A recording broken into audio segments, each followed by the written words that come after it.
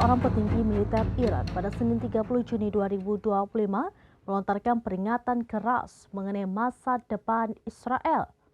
Pernyataan tersebut mengindikasikan bahwa hari-hari Perdana Menteri Israel, Benjamin Netanyahu, dan kehancuran rezim Israel semakin dekat.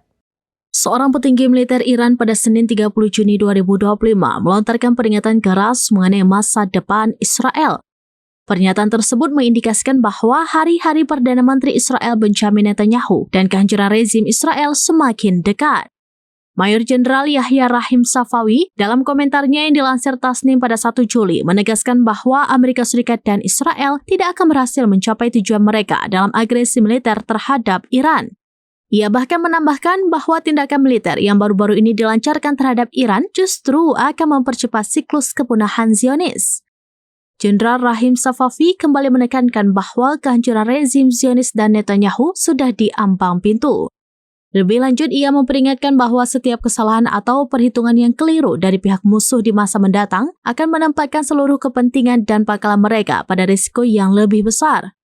Iran menurutnya akan memberikan respon dengan intensitas yang jauh lebih tinggi.